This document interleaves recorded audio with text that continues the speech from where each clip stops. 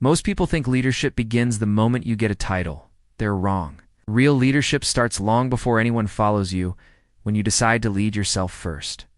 The question isn't whether you're in a leadership role.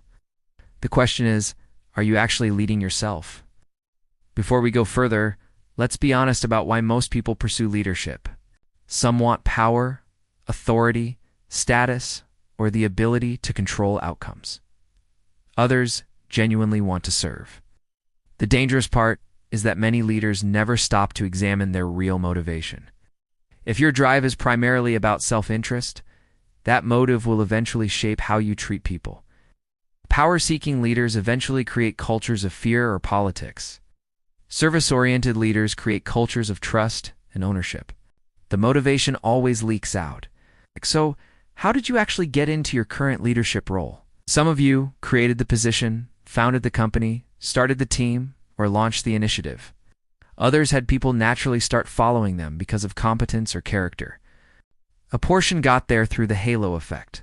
People assumed you were capable because of how you looked. Many received a formal promotion, and some simply inherited the role when someone left. The method by which you arrive matters less than what you do once you're there. But here's the uncomfortable truth. There are already too many people in leadership positions. Titles are everywhere. What the world actually lacks is people who lead themselves first. Self-leadership is the only leadership role that truly counts. Everything else, managing teams, influencing organizations, is a projection of how well you lead yourself. If you can't direct your own attention, emotions, decisions, and behavior, you will eventually damage the people who follow you. Most people are not intentionally practicing self-leadership. They're reacting. They're following old patterns, being led by their ego, insecurities, or past conditioning. And they rarely stop to ask, who taught me how to lead myself? Here's the deeper issue. Many people don't even realize they're supposed to be leading themselves. They wait for external structure managers, rules, deadlines, or accountability from others. When that external pressure disappears, their discipline, standards, and direction often collapse too. The metric for self-leadership is simple, but brutal. Can you consistently do what you say you're going to do? Even when no one is watching, and especially when it's difficult? Your consistency, your emotional regulation, your willingness to face hard truths about yourself, these are the real measures. And yes, your level of self-leadership is always projected outward. People don't follow your words. They follow the gap, or the alignment between what you say and what you actually do. Self-leadership is the foundation on which all other leadership rests. If the foundation is weak, everything built on top of it will eventually crack your relationships, your credibility, and your results. Strong self-leadership creates quiet confidence. Weak self-leadership creates the need to overcompensate. Now let's get practical. There are 5 skills that self-leadership absolutely requires.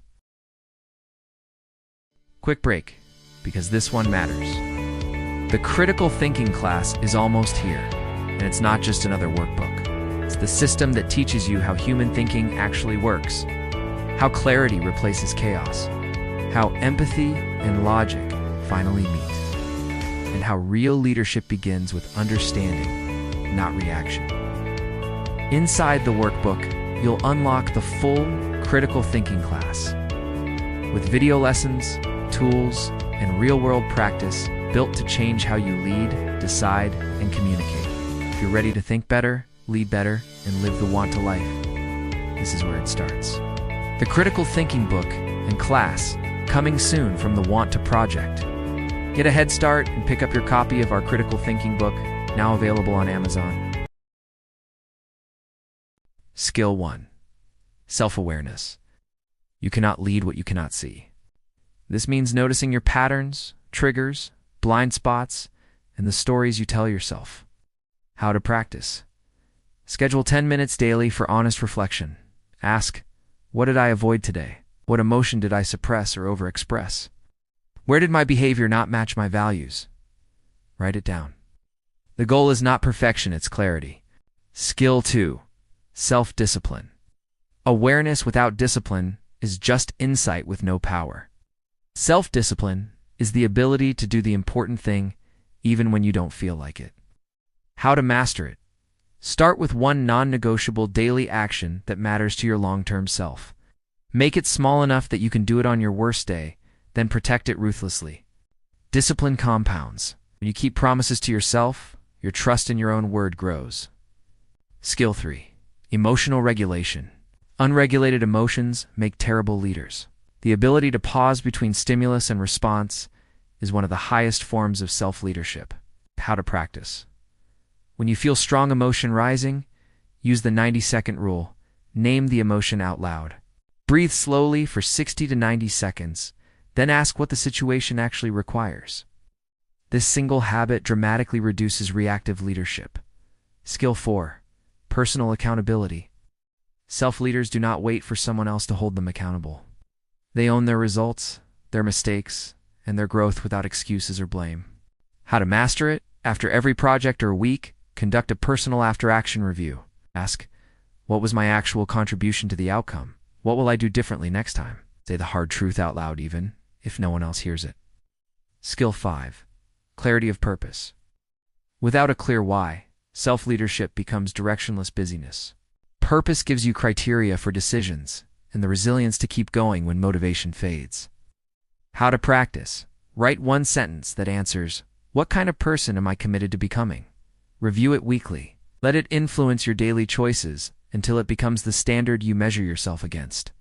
Self-leadership isn't flashy. It happens in private. But it's the only kind of leadership that actually lasts. I am Jim Rutherford. I invite you to join the Want To Project. Each week we talk, each week we listen, each week we grow here with purpose.